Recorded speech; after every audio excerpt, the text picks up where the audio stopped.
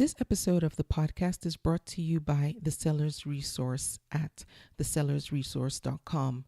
Stay tuned to the end of the show to get more information about The Seller's Resource, which is a new tutorial resource that I have created just for Etsy sellers. The podcast is also made possible by listeners like you. I just ask the questions and do the technical stuff. The real gems are sellers like you who share their Etsy stories and lessons learned along the way. If you'd like to be featured on the podcast, please go to convome.com and click on the Be My Guest tab at the top. Simply fill out the short form letting me know that you'd like to be featured on the podcast, hit submit, and then I'll take it from there. And I thank you in advance for being a part of and helping to enhance the Etsy Conversations podcast community. I look forward to featuring lots more Etsy stories, yours included, on the podcast. Welcome to the Etsy Conversations podcast, featuring inspiring interviews with Etsy shop owners, hosted by Ijama Elazu. Thank you and welcome to the Etsy Conversations podcast. I am your host, Ijama, and I thank you for joining me for another podcast episode. This week, my guest is Laura Plenzik, and she runs the Etsy shop Fashion Meme. She's been selling in fashion memes since 2012, and Laura is going to share her story with us because she started off doing something else on Etsy and then switched, and I know that that is something that a lot of sellers grapple with. So I'm excited to talk with Laura about that and so much more. So Laura, thank you so much for being my guest and welcome to the podcast. Oh, thank you so much for having me. You are so welcome. Now, before we start the conversation, can you please just tell us a little bit about yourself? Of course. Well, I'm Laura. I am a fashion designer. I have about 10 or more years experience in the field. I was born in Venezuela and have been living in the US for the past 4 or 5 years. So I started on Etsy around 2010 with my first shop, and I just loved it so much. And then I created this whole separate brand specifically to sell it on Etsy, and then it just took off. So when you first started on Etsy in 2010, you had a different shop than the one that you're running today. What were you selling in the beginning? So I was selling more like cocktail dresses and clutches, that kind of thing, because that's what I used to do back home. I used to do a lot of custom dresses for like weddings and parties and quinceañeras, that kind of thing. Nice, yeah. So when I started, I was actually living in Spain. And I just randomly, I don't know, I guess I was researching something on how to make this specific like sewing technique. Yeah. And then I saw a YouTube video where they were interviewing this person. I don't know if you're familiar with this YouTube channel called Threadbanger. No. Well, it's a couple and they like have been doing DIY stuff since before like everyone else was doing it. Okay. But anyway, they were interviewing this one person and she was talking about this baby clothing that she made. And she mentioned that she sold it on Etsy, and I immediately like opened up a new window and I was like, what is this Etsy thing? Like, wait, I can sell my stuff online. So I just posted a few things that I had just like randomly, not even thinking much about it. I just filled out all the fields and posted some random photos that I had and just kind of forgot about it. And I guess like a month or so after, someone bought one of my things. I was on vacation. I had to like text them and be like, hey, this isn't going to ship for like 2 weeks. Oh, no. Yeah. But yeah, I couldn't believe it that someone in the other side of the world actually wanted to buy something that I made. So I sort of stuck with it. But then when I went back to Venezuela, I decided to create something that could be more of like a ready-to-wear thing where I could make more of the same item several times. And it wasn't more, I just didn't want to make so many one-of-a-kind things. Right. And so I guess now, would you say it's easier because you're not making as many one-of-a-kind? Have you found that it's easier to run your Etsy shop when you make things that you can make multiples of? Of course, because you know, part of the work is that you have to create the listing, you have to photograph it and do all the research that goes behind the product and how people are going to find it. So you only have to do that once. And if there's enough demand, then you're just going to be making the same thing. I mean, it's still handmade. It's just not one of a kind. How do you deal with sizing, since it's clothing and people have all different sizes? Even though it's not one of a kind, you still kind of have to account for variations in bodies. How do you manage that? Well, that is the bane of my existence, to be honest, because it's just, even if you go to the mall, you're going to see that you're not size large from this brand or that brand. Yeah. It's a whole issue in the fashion industry because it's not standardized. So I have my size chart that I use, and if there's the size chart there, and people are supposed to compare their measurements to it, and it so far have been okay. I mean, I get the usual, I assumed it was just, you know, a regular size large, or there's the people who don't read or are too excited to get the product and they just add whatever to their cart, you know. But I will just make them a new one, or you know, it's not a big deal. I also make custom things. If people want a specific size, if they want it sometimes smaller at the waist, bigger at the hips, that kind of thing, so I can make that. I mean, that's the beauty of Etsy, that people can just message you and send you their measurements. Okay, so for the most part, everything that's listed in your store is ready to go. And then if someone wants some specific customizations, like if something needs to be adjusted, do you just take one piece that's already made and then make the adjustments to that? Or do you create it from scratch for that individual? I will create it from scratch, but honestly, most of the things in my shop are made to order. I just make it to the size so that I don't have to keep stock of several sizes.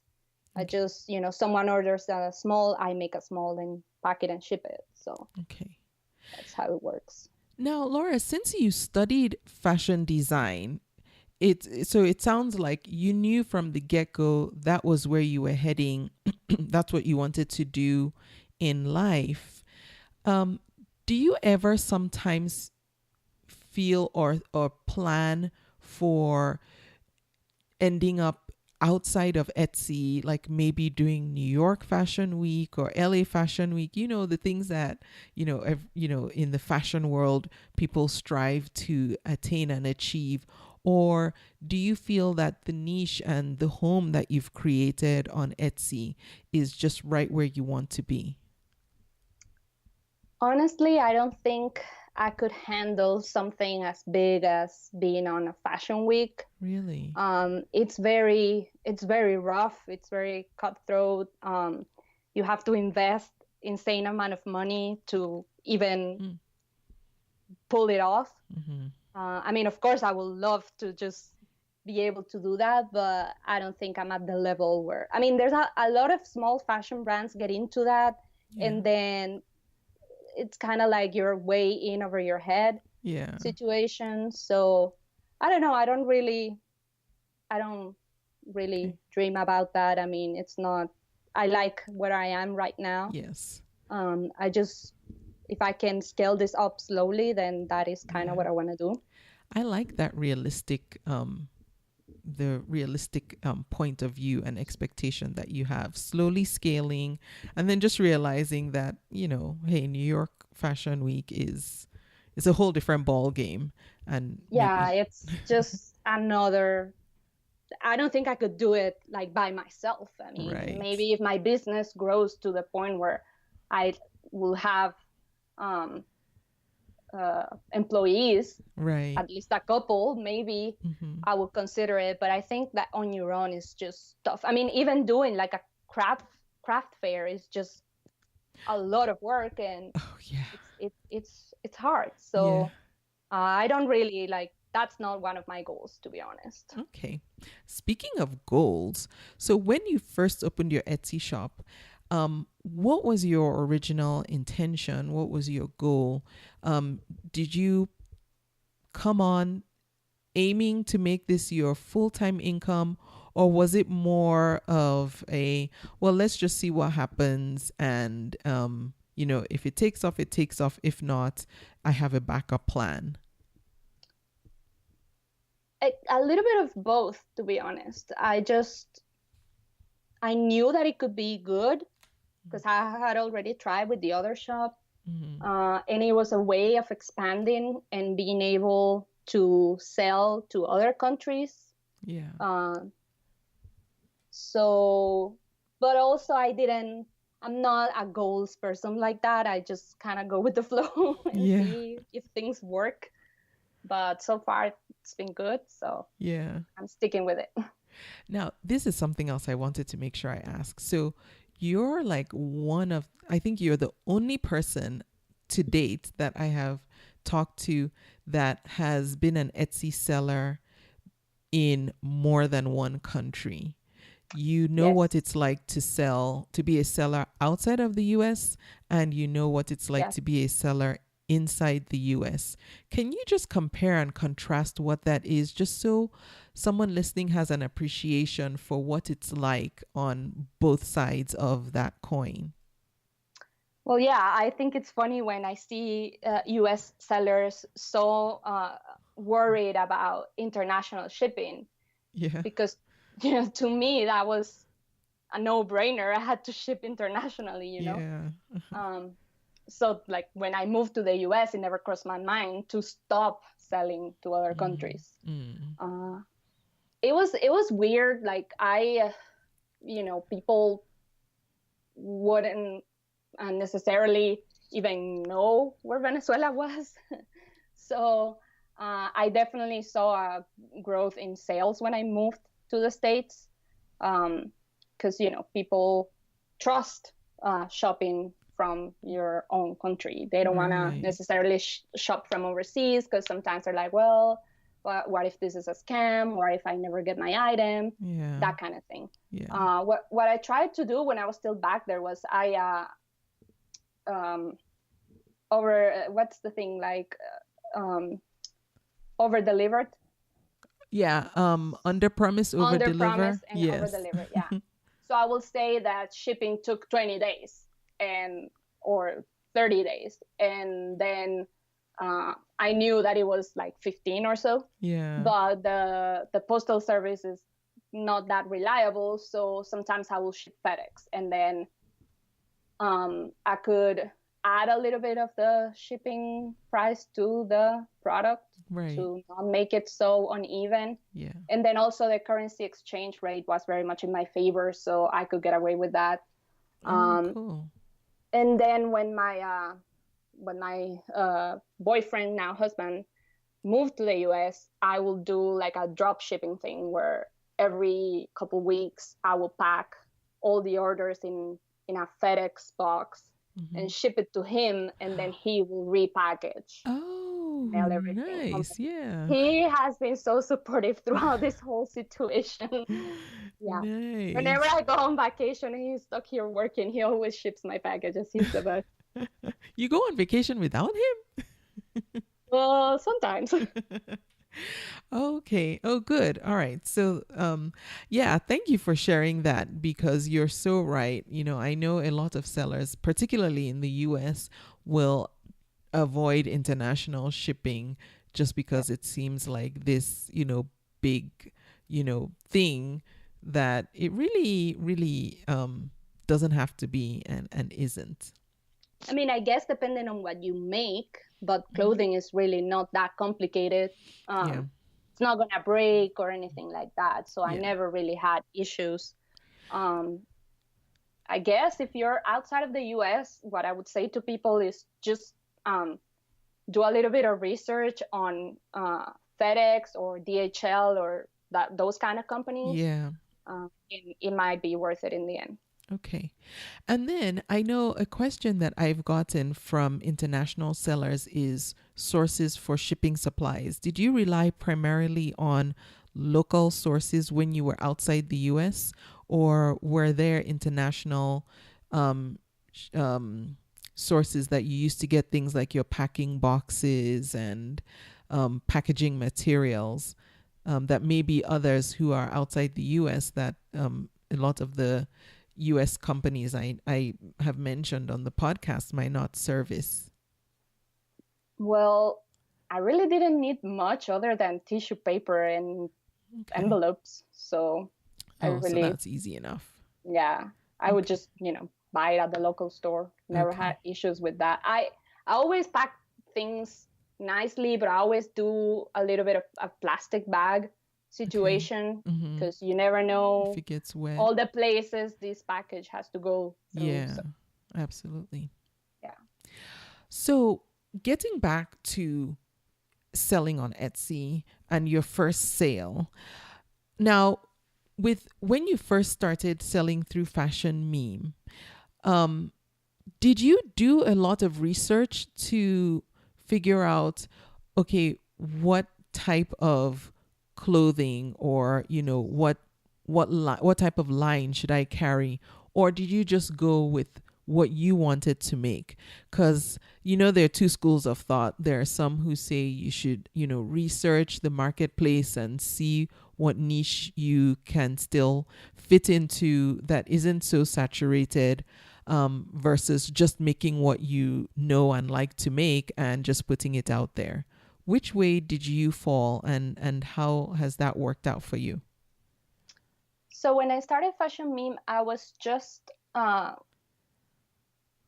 back from Spain, where I did a master's in trend research. So I was very obsessed with just trying to identify whatever could become a trend. Okay. And I kept sort of seeing the same things around me and online.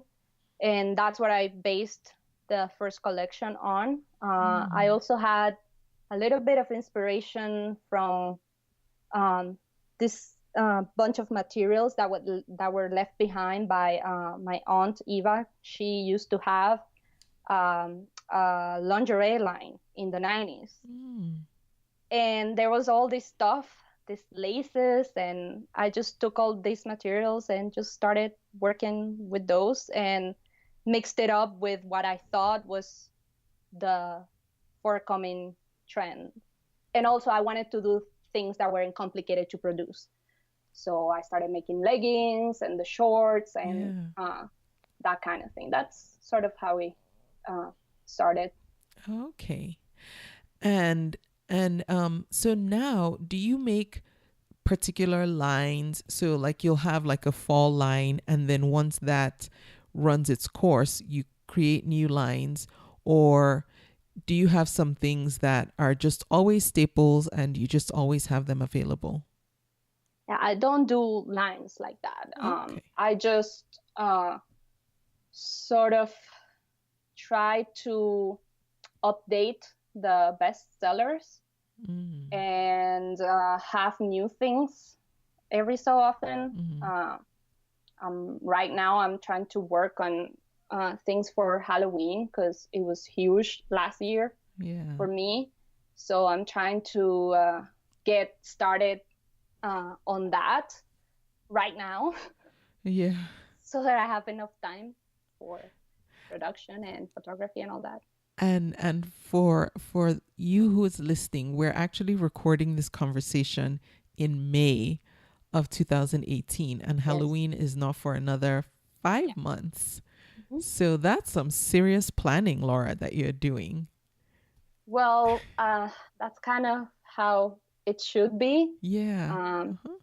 Because it takes a while. Obviously, you can't predict everything that's going to happen. Yes. But I'm trying to capitalize on that because, like I said, I did great last year.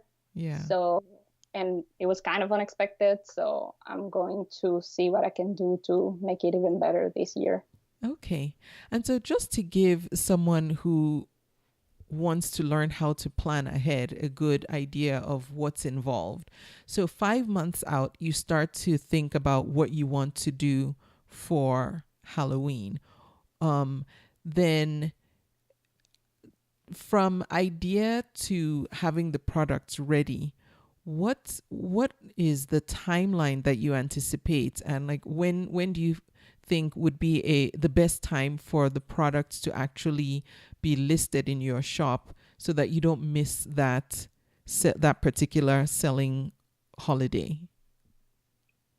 Well, I think you should have your things listed at least a month before the big holiday hits. I don't typically do that great for like Mother's Day or Valentine's Day or Christmas. Yeah. My big surge is in spring and summer.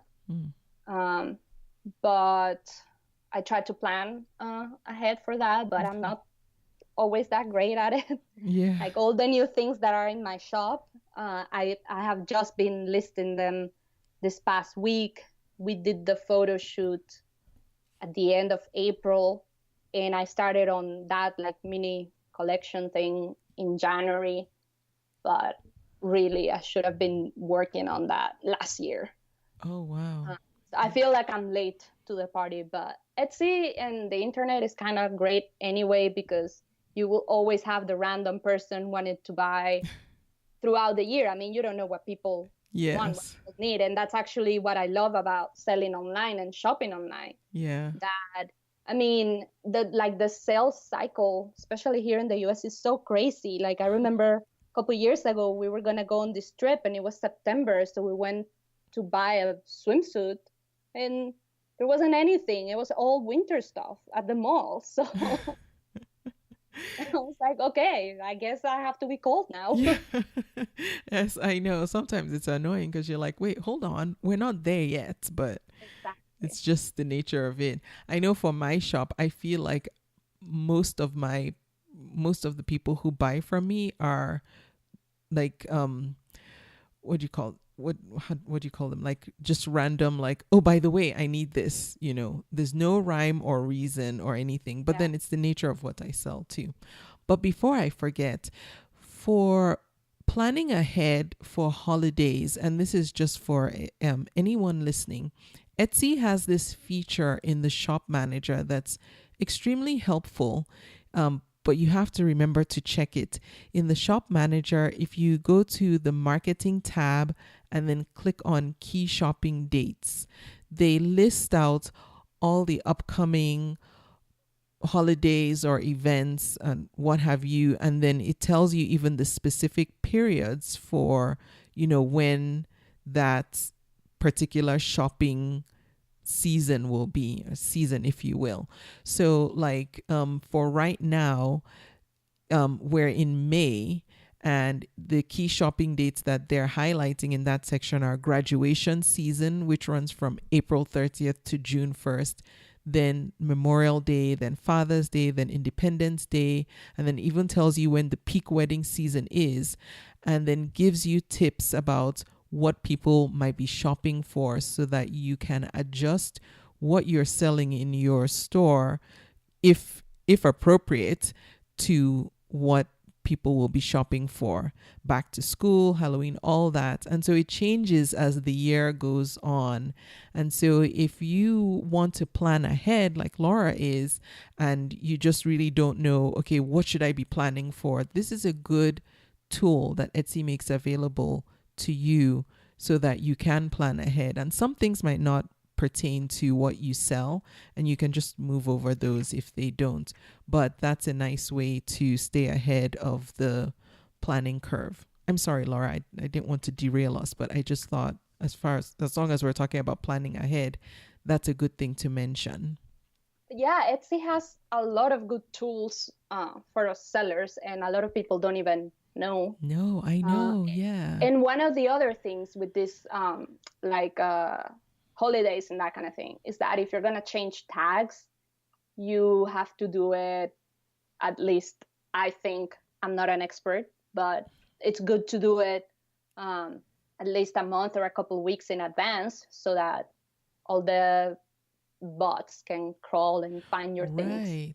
Yes. I still don't know how all that stuff works. You just know it happens somehow. But yes, you're absolutely right. You need time for the bots to, now associate, index you. Thank you. That's the word. Index you. Exactly. So there's so much to plan for. It's almost like, just doing all the technical behind the scenes stuff for an Etsy shop requires, like, that can be its own full-time job. Forget the making side.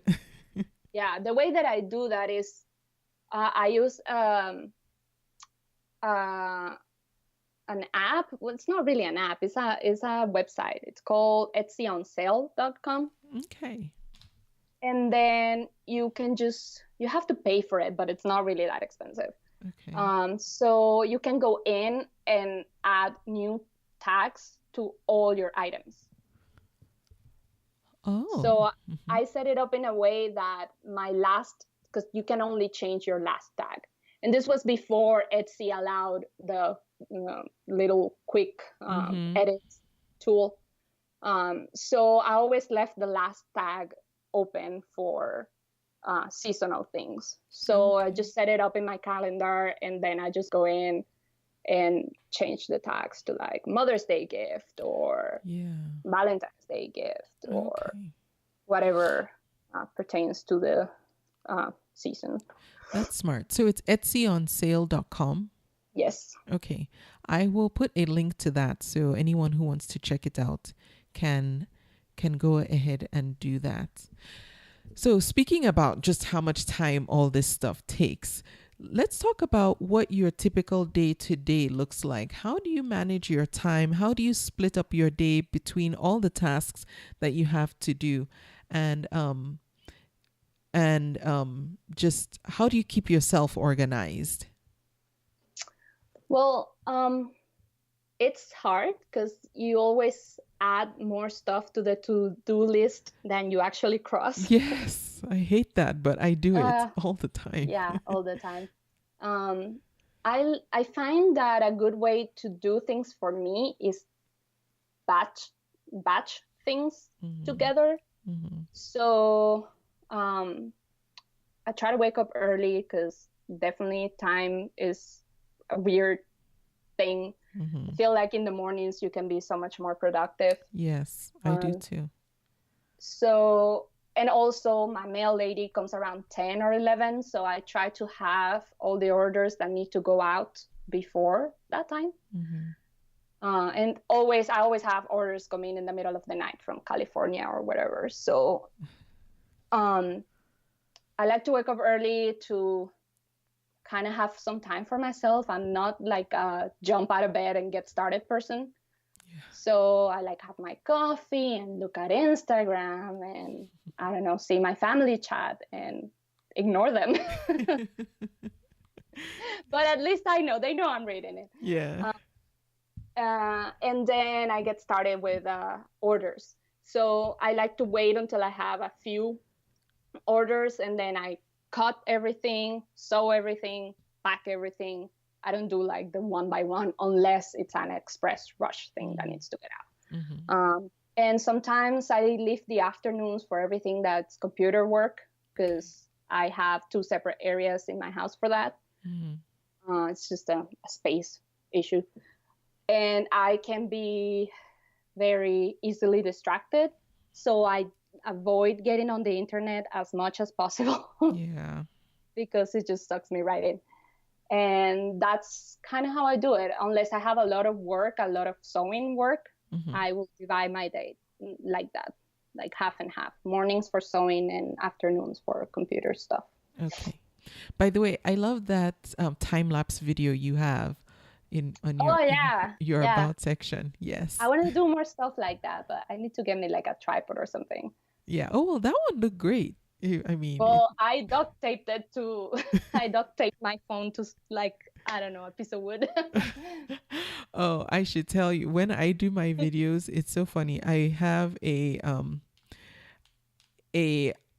box that was it wasn't even mine. I actually got it from one of my sisters who had just bought this brand new pot, but it was a big pot, so the box is big.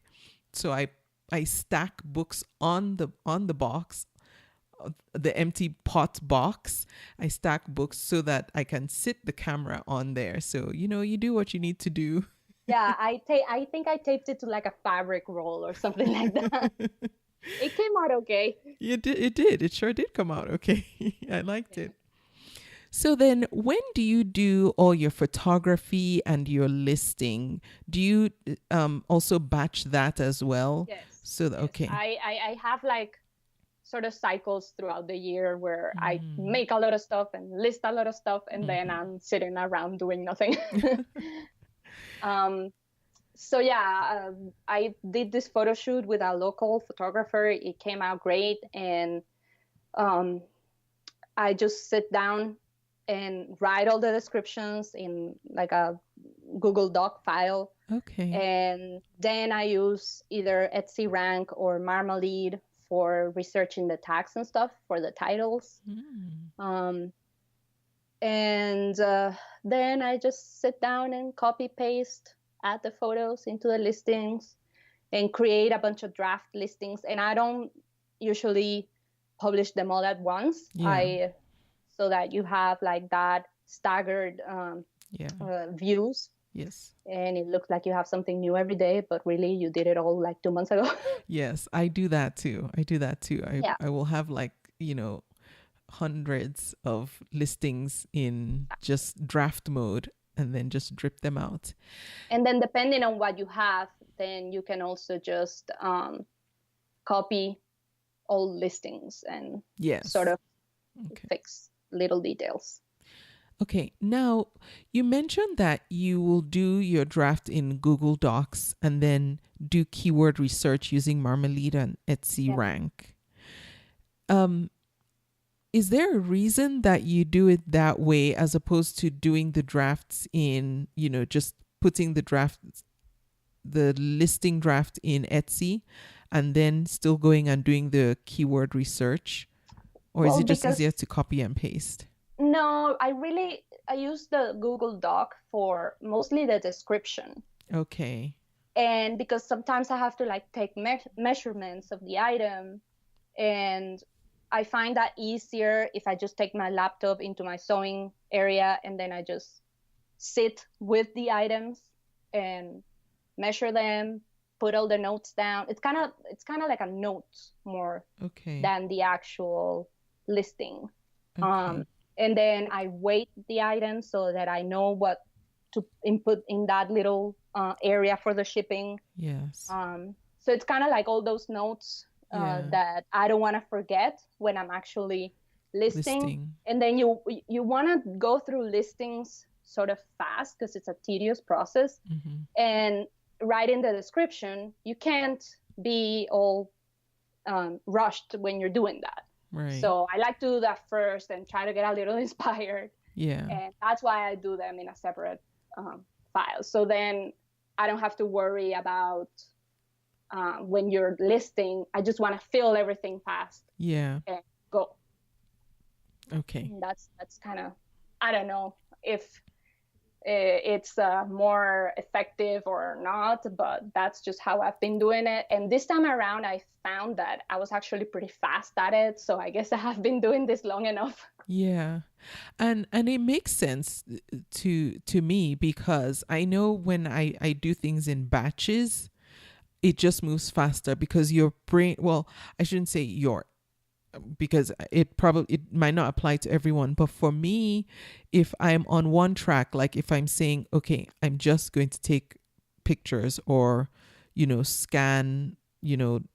scan something in, I move so much quicker if I'm just doing something repetitive than if it's just doing all the descriptions. You switch tracks in your mind, in your brain, because you're like, okay, how do I want to describe this? What do I think somebody is going to be searching for so that they find this? And it's a very different track you're thinking on than when you're, doing photography. Yes, yes. I use it for other things, like, I don't know, like cleaning or things like that. I leave all the dishes, and then at the end of the day, I'll do the dishes. Yeah. I feel like it's just more effective. Yes. I don't know. It works easy for to me. compartmentalize. I know I compartmentalize so much. It's unbelievable. People sometimes think, they're like, are you just acting like you're not thinking? I'm like, no, I'm not pretending. My mind is really not thinking like that right now because but I think it works for me because, like I said, I don't know, I have this attention span or I don't know, a little bird, whatever. I get distracted very easily, so I need to just tell my brain, you're gonna do this thing 1,000 times, but you're gonna only do this thing. Yeah. Okay, now Laura, you use both Marmalade and Etsy Rank. Well, I use one or the other. Oh, I don't okay. really use them both at the same time. Oh, okay. That was my question. I was going to say, okay, how do you do that? Okay, so one or the other. Yeah. All right. And I will, because I have like a big chunk of items, so I get in there, I pay for the subscription for a couple months and do all the research, and then I might not renew my subscription until I have enough new items. Yeah. Oh, that makes sense. That's a nice way to save money. And because I will just leave it and not go on there, and then why am I paying this money if I'm not using it? Yeah. I should use it to like go over old listings probably. Okay. Do you also use the paid version of Etsy Rank? I just got on that, honestly, because I heard it mentioned on your podcast. Okay. And I think I'm liking it a lot more than Marmalade, to be honest. You're not the first person who has said that. Yeah. Pretty and good. You get a lot with the free level, regardless, I got the paid version because I wanted the keywords. Okay. And it's been great. And while looking for some things, there's always these other keywords that pop up, and then you're like, oh, maybe I can make a product based on that if there's a demand, Yeah, smart. So I'm keeping a list. Yes, I know, and it just doesn't stop, right? Yeah. You think you're done, and then you realize, oh wait, no, I'm not. Now, let's talk about how you come up with pricing for your items. Do you have a particular strategy other than just taking into account raw materials and the cost of your time? Do you have a specific formula that you use? How do you decide? So this is a very tricky thing for me. It's not easy because your products are like your babies, and you don't want to just give them away. And I found that doing the time plus materials, I keep track of it, but I honestly just go with materials times 4, and then I see what else is on Etsy and go from there. Okay. Materials times 4. That's my minimum. That's the minimum I will sell it for. Okay. Kind of that's how I kind of get the sense of, okay, well, if I sell it for this, I'll still make my money back. Oh, okay. That makes sense. It's kind of like a ballpark thing. Okay. I'm not very strict with that. A couple of years ago, I wanted to get into wholesale, into Etsy wholesale. Yeah. And then when I started researching that here in the US, wholesale is 50% off or even more discount, I realized that my prices were not there. So I redid the math, and then I just did a small 10% price raise a couple of times until I got to where I wanted it to be. But this is mostly for the biker shorts, which is my best-selling item. There are other things that I don't care too much about the price. So did you go through Etsy's wholesale, or you did your own? I did go through Etsy wholesale, but to be honest, I haven't gotten orders from there. I haven't been active at it. I just posted my stuff and sort of waited. I only have a couple of wholesale customers at this point. It's just you have to go out and find them. Obviously, people aren't going to find you out of thin air. Yeah. But it's just so time consuming. I haven't really gotten the time to dedicate to that. Okay. Yeah. Wholesale is a whole different ball game, and It's complicated. yeah.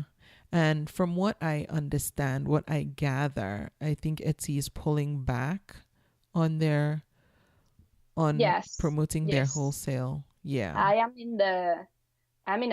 They have a Facebook group, and they keep talking about how sales are down and there's really not much support anymore from Etsy. So I don't know what's going to happen to Etsy wholesale, to be honest. I hope they keep it, but yeah, I don't know. I mean, I don't know if it will disappear all the way like Etsy Studio is going to, which I think is going to happen very soon. I can't remember what the date they said was. Yeah.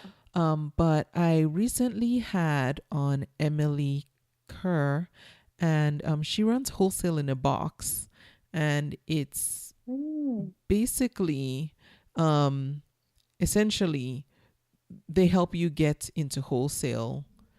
Yeah, I've heard about them. Yes, and it's, I mean, the service she provides, because we talked in detail about what they do. I think it's like way over and above what, I wasn't part of Etsy Wholesale, so I don't know. But I know that she gives a very hands-on type of service, and, they put you in front of people, not people, but, retail stores that are good matches. They do a lot. So anyway, for anyone who is thinking about that, that was episode, I think it was 226. It just released. I'll link to it anyway, and to Wholesale in a Box too. I'm interested in working with them. It's just that was supposed to be my priority for this year, but then I got inspired and started making a new collection. You have to go where the inspiration hits. Yes, exactly. And speaking of that, what does typically inspire you when you're creating? Like, where do your ideas come from? Well, different things. Honestly, I like shopping for fabric. That's kind of where I start most of the time. I don't really draw or sketch a lot. I like to do trend research online mostly. I like to see, like on Pinterest, what's popular, those kinds of things. And then also customers will sometimes reach out to you and tell you, oh, I need this custom thing. I mentioned that I did really good on Halloween last year, and it was with a couple of products that came from customer requests, and then I just listed them, and they went very well. So I try to sort of listen to what the customers want. And but there's also like funny things that happened, like for the lace biker shorts. That came out of me walking out the street with my butt hanging out of my skirt. What? Yeah. And then I was like, I need to design something, because I thought back to when I was a kid, and in school we had uniforms and we had a skirt, and I had all these shorts that I would wear under my skirt, and I was like, why don't we have this as an adult? Oh yeah. So I just hacked these leggings and made it, and they wouldn't stay up, so I put lace on the bottom, and it worked great.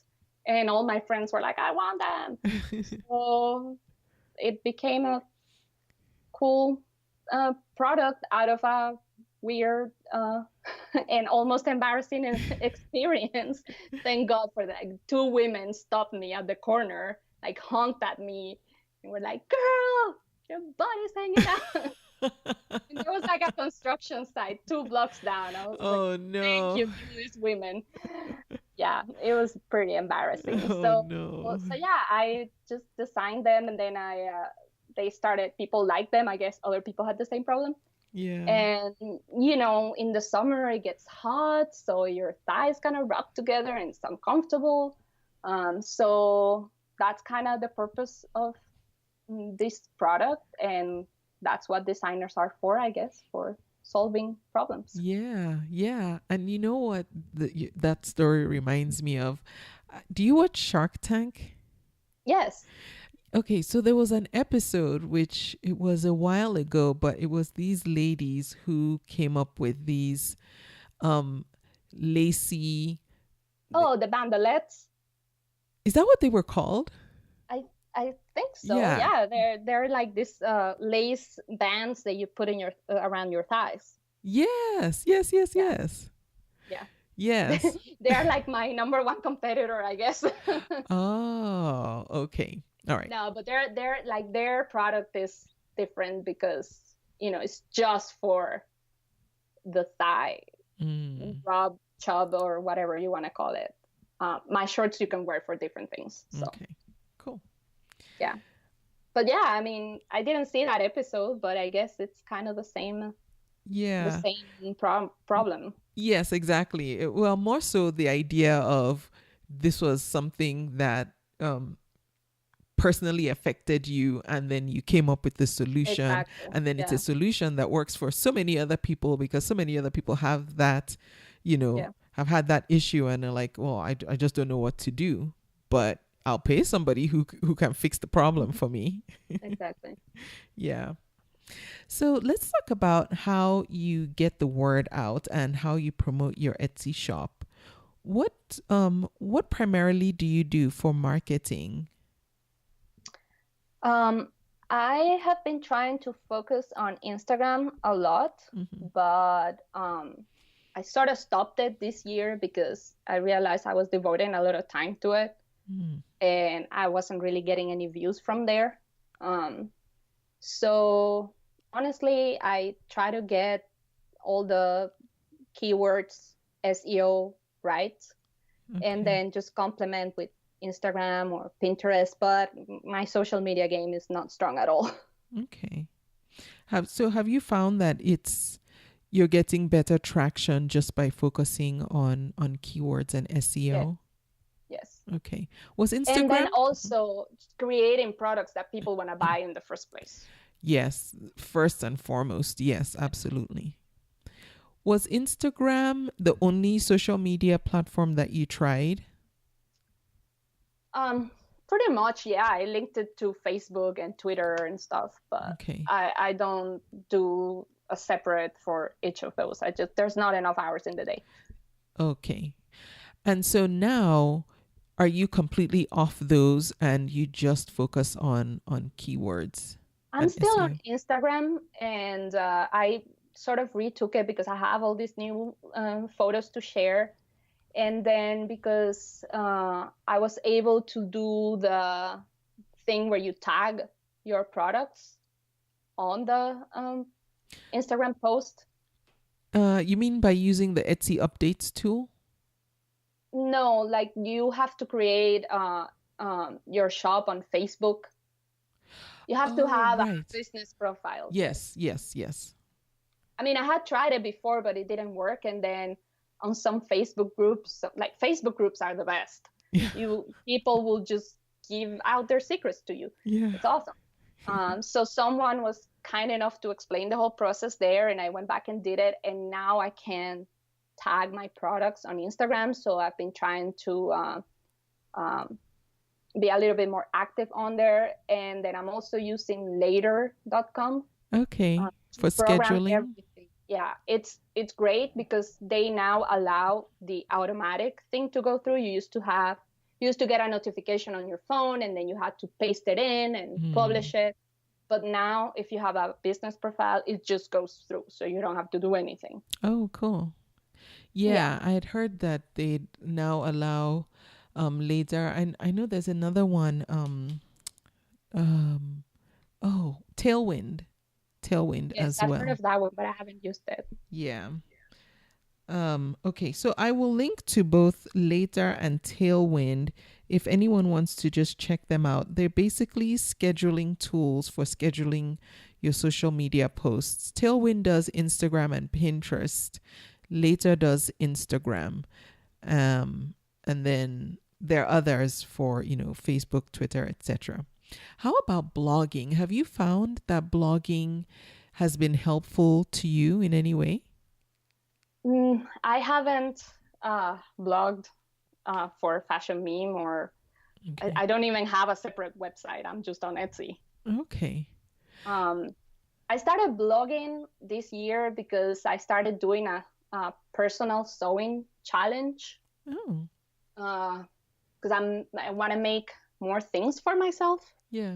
But that is just like a little personal thing that I'm doing, and I'm just posting it on Blogger for fun. Oh, yeah. But I don't really use blogging for my business, to be honest. Yeah.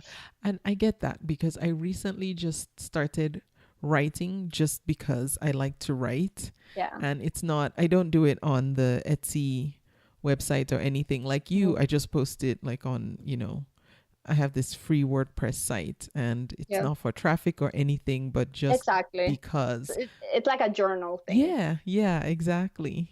So I like that. Sometimes that just helps to just clear your head, get you somewhere good, and then you can carry on, Yes, exactly. And I have done blogging, but giving products to bloggers to review or things like that a couple times. How did that work for you?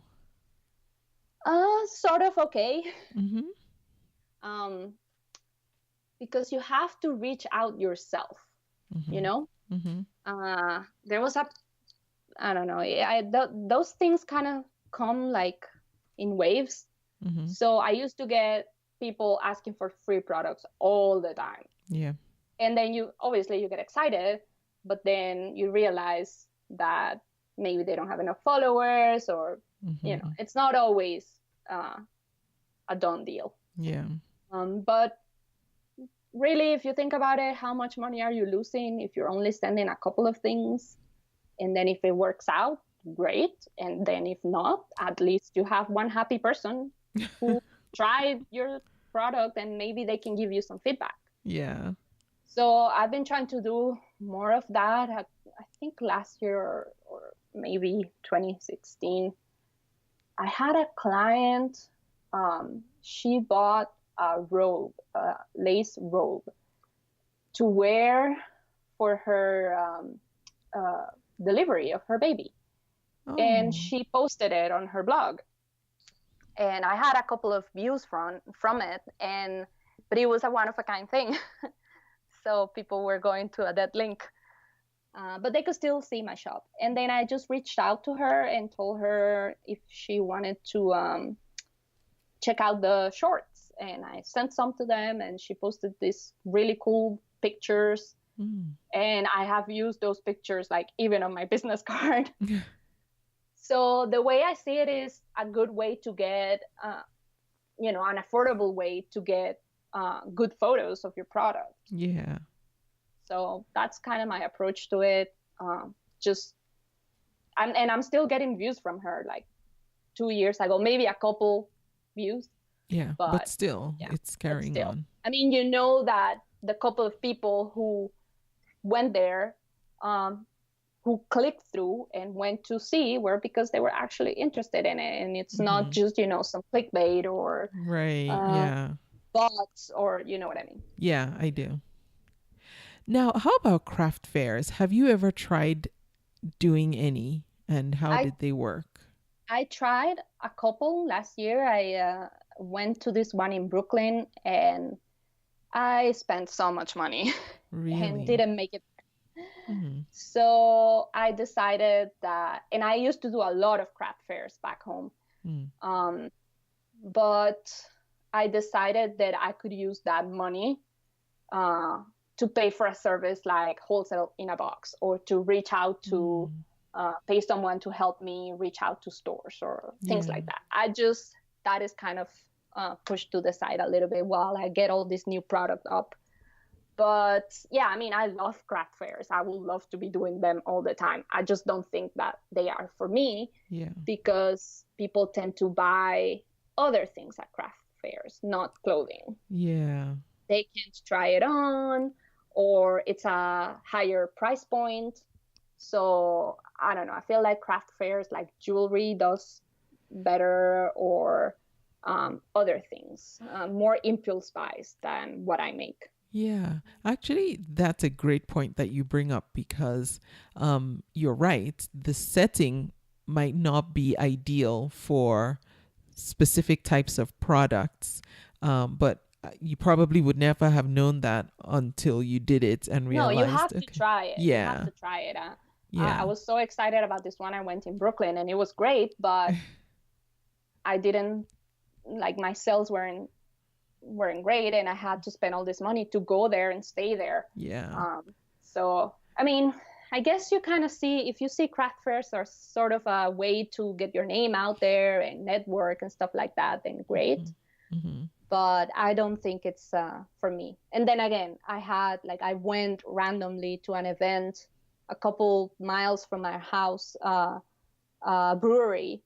And it ended up being amazing because for the price of the table, we were actually it was like we paid for the event to attend the event. And there was all these beer samples and food samples, and we had a lot of fun. And I ended up selling quite a bit. But it was kind of like a very unexpected thing. So like craft fairs, you never know how people are gonna react. Like this one, it was raining, so they stuck everyone inside the one tent, and people were just looking more at things. So they were buying. You know, so I was like, that thing actually worked in my favor, because people were stuck inside the tent looking at things. But you know, it isn't always like that. And for instance, this one I went in Brooklyn, it was held in a very amazing antique building, and people were just looking around at the ceiling and at the building and not at the booth. So it's just very unpredictable. So I think I'm staying off those for now. Okay. And that makes sense too. But like you said, it's worth it to try. Otherwise, you don't know, what the market. You have to try it. And you have to work hard at having a really amazing booth. I mean, you have to and that is not my strong suit at all. So yeah, that's my advice to people. Try it. Don't expect to make your money back. And go out and talk to people and see what they think about your things. And maybe it will work. Maybe it won't work. So at least use it as a networking opportunity. And for anyone who's thinking of a business idea, making craft booths for people, it's a big deal. Not everyone can do it, but everyone needs one if you're going to do craft fairs. They have to be sort of easy to pack, because I mean, people fly to other. Obviously, if you're flying, maybe you would just ship it. I did another one in the summer in Boston, and I just took the train. You go all over, huh? I have friends that were gracious enough to let me stay with them. But yeah, I took the train because I didn't want to pay the overweight for all the stuff I was gonna see. All the stuff I was gonna bring, and then I just bought like a shelf thing, and then just had it shipped to my friend's house. And after the whole thing, I was like, what am I gonna do with all this stuff? So craft fairs are amazing, but it's just they're a lot of work. And when you're just a one woman show like I am, you get tired of it. Now, Laura, what's one lesson about selling on Etsy that you feel that you learned the hard way and maybe you can now help someone else not make that same mistake?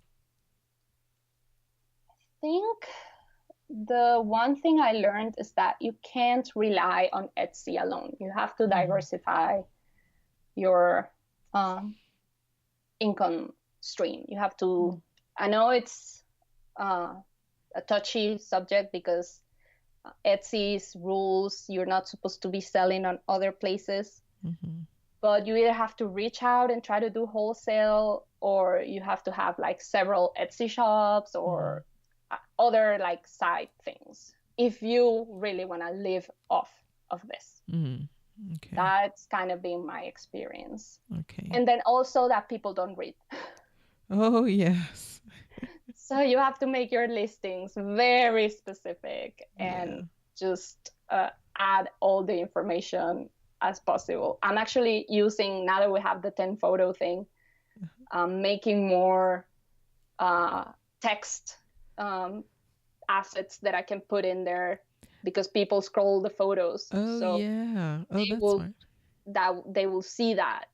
And this is like upsets me to no end that when you're on the Etsy app shopping and then you scroll down to read about the item, it's hidden. You have to click on another thing to make the thing drop down. That is just, I don't know. Why do you want to make it harder for people to read the information?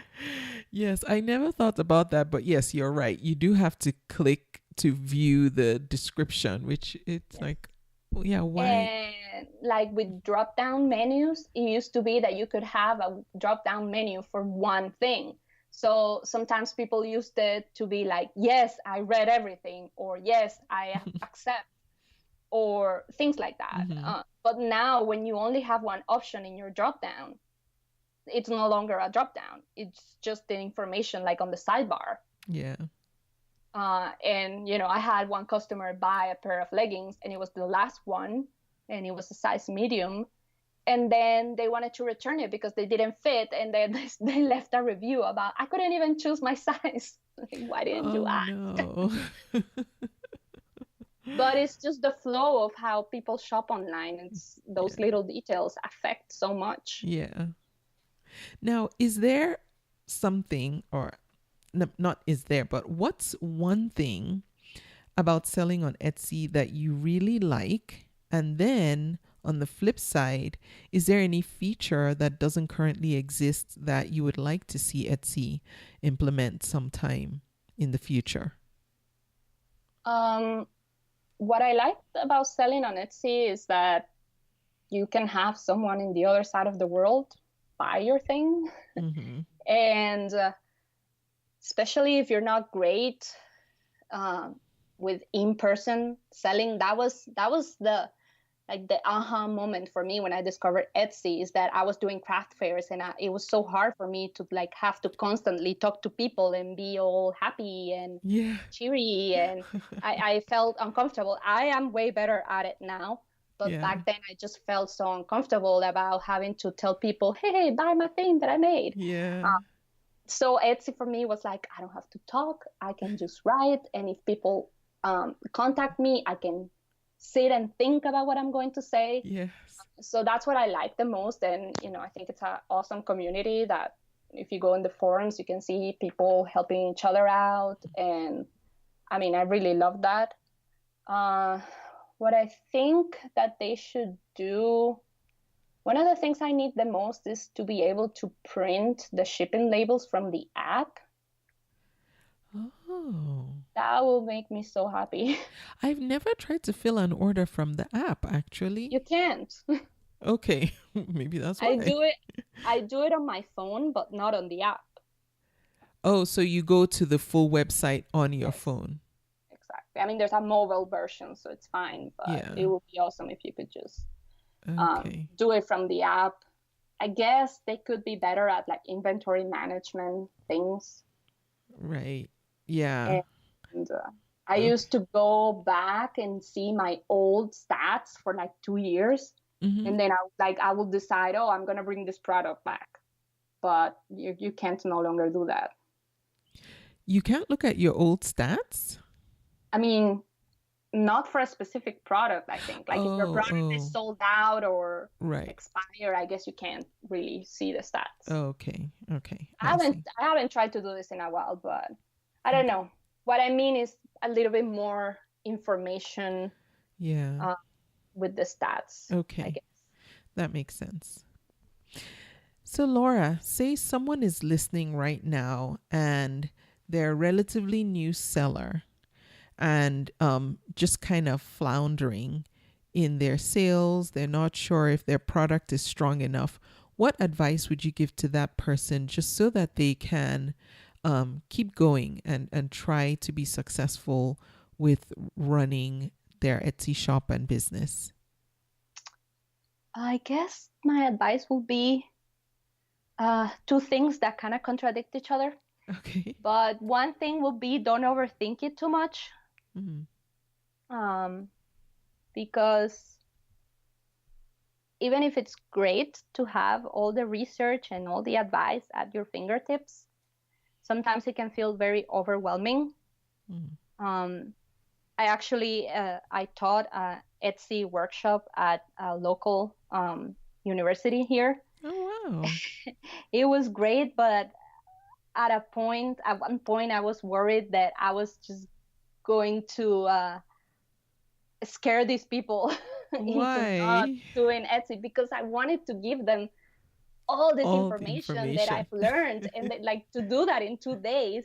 Yeah. If someone had told me all of that back in 2010, I would have been like, hell no, that's a lot of work. You'll be like, moving on. What else can I do? I would not have even started it. So I learned like by doing it.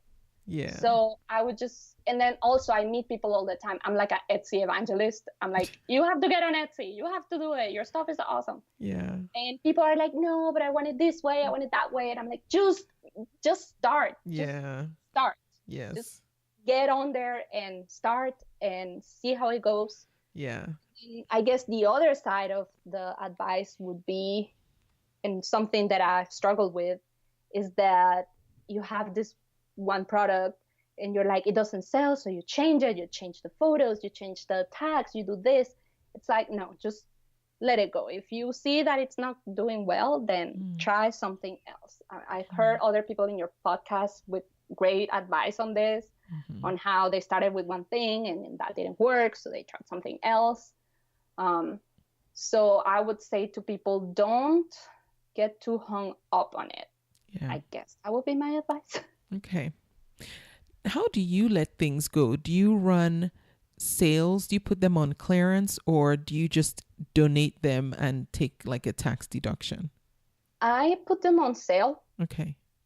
And eventually they'll sell, or sometimes I just end up giving it to friends or keeping them. I have a couple of listings that are like a grab bag. Yes, I was going to ask you about that. So that's basically like things that weren't too popular. I just bundled them. Okay. And I have two different ones. I have the mystery grab bag, and that's for accessories. And then I have the fashion roulette, and that is people tell me a size. Oh. And then I send them something. Wow. Yeah. I love that. And those are, that's it. I was looking at your reviews, and one of the more recent ones was from somebody who got one of those and apparently just loved it. I mean, some people love it, some people hate it, but you don't know. I personally would not buy a grab bag. You wouldn't? I would. I want to know what I'm getting. Really? Yeah. No, I feel like if I know the shop and I've had good luck in the past, I would totally buy a grab bag.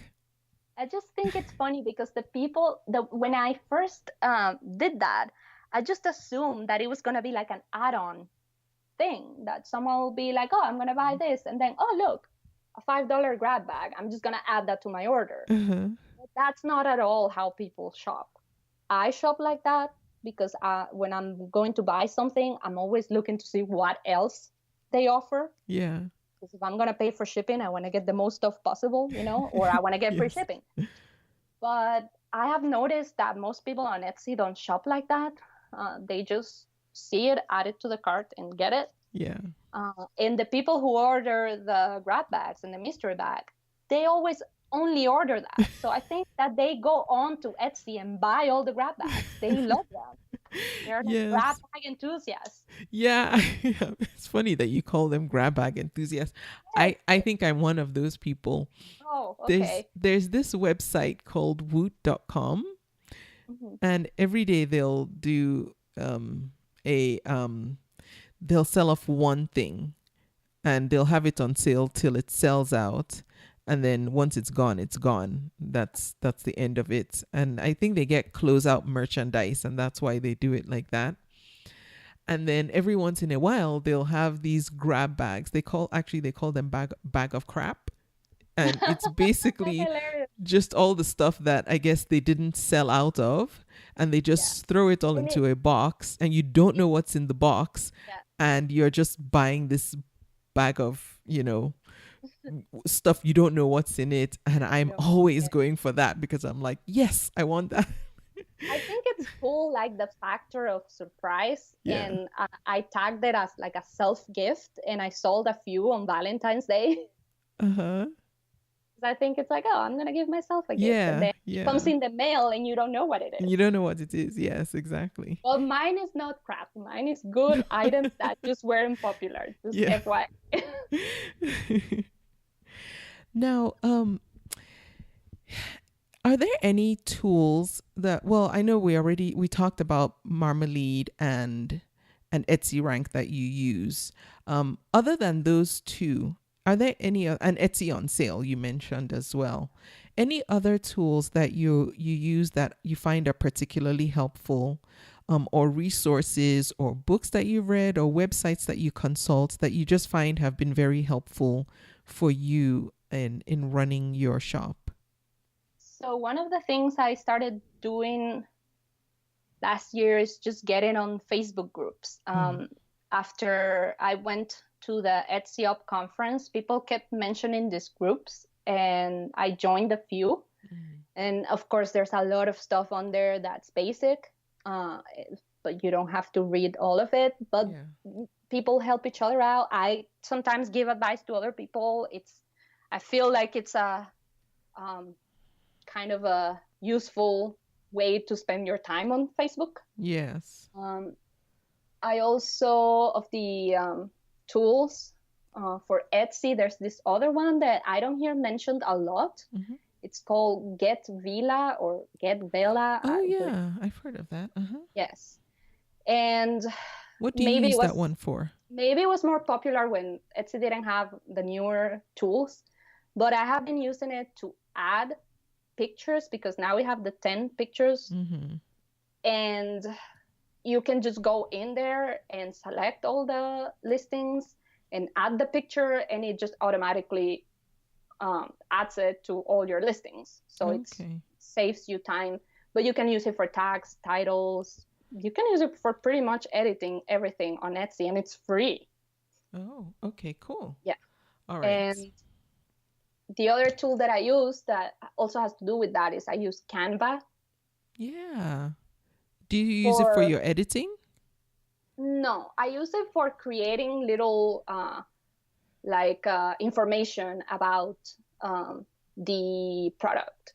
Like I have this holographic products, and it's hard to see in a photo how much the fabric can glow in the light. Oh, okay. So I have a little, I made a little like a graphic to say that in the description there's a link to go to the video of the item. Or I can use it sometimes around Christmas to be like, hey, these are the shipping deadlines.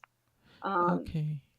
So it's just to create little graphic assets like that. Okay. And I also have a certificate in graphic design. So when I started using Canva, I felt like I was cheating, but it's just so easy. Like I don't even open my InDesign anymore. It's just, let's do it in Canva. It's amazing. Nice. And I also just use the free version there. Okay, of Canva, that is. Yes. Okay. Yes. Yeah. What else do I use? I use Google Drive a lot. Me too. I love Google Drive. I love it, and I got a Google Home Mini, and that thing changed my life. Really? It's awesome. I use it to hear the news in the morning while I'm packing stuff. Okay. But also, like, you can talk to it, and it will write things down for you. Or you know, I have a lot of like things that go when you're sewing, you remember stuff or you think of stuff, and then you have to write it down to do later. Mm-hmm. So I use it in conjunction with this app called Todoist, and that app is the best for organizing because you can Okay. Todoist. Yes. Okay. I also use the free version on there. Okay. So you can have things separated into projects. Okay. And I always had issues with like planners and calendars and things because my to-do things don't necessarily have a date, a due date. But with this app, you can just write down as many projects as you want, as many subcategories as you want, and you can give it priorities. It's super easy to use. You just type in the date and it automatically recognizes the due date, or you tap a hashtag and then it knows what project we're referring to. Wow. Okay. And it syncs. So you can have the app on your computer and then you can have it on your phone and it syncs. Okay. And if you have I'm guessing it probably works with Alexa too, but you can just talk to it and let it know what you want to write down, and it does it for you. Wow. And this is the free version. Yes. Wow. This is the version. Yeah. That's a lot for free. Yeah, I think it's great. I use it, and then you have like different colors for things. So I just have like my personal things to do. Like we were talking about compartmentalizing things. Yeah. So I have my personal things, I have my eBay things, I have my Etsy things. Yeah. So sometimes, life, it's all jumbled up, but in this app, you can have everything organized. Yeah. Because things don't happen in order. Yeah. Sounds good. Wow. Okay. And I have my shopping lists in there. It's amazing. And what I like about the Google Home thing is that I don't have to stop and go in my phone to write things down, because then I see all my notifications and I get distracted. So when you have it write it down, does it send you a text or something? No, it just shows up in the app when you open it. Oh, wow. Amazing. It's really I will link to all these all the tools that you mentioned, so if anyone wants to check them out, then they can. That's so very helpful. Now, as far as the Facebook groups, any ones in particular that you would recommend, just so folks can actually go and look up? Well, I am in the Etsy wholesale group. Okay. And there's another one called Your First 1K on Etsy. Okay. That's created by this girl from, what's her, Fussy and Birch. Jenny is her name. Yeah, Jenny Waldrop. Yes. Yeah, I had her on the podcast too. Yeah. She has a lot of great advice. Okay. So the group is awesome because you can see kind of what other people are doing, and sometimes you want to do something and you can't find information on it, so you can just go in there and see if other people have something to say about it. Okay. All right. And then before I let you go, two more things. One is, do you have an Etsy shop shout out?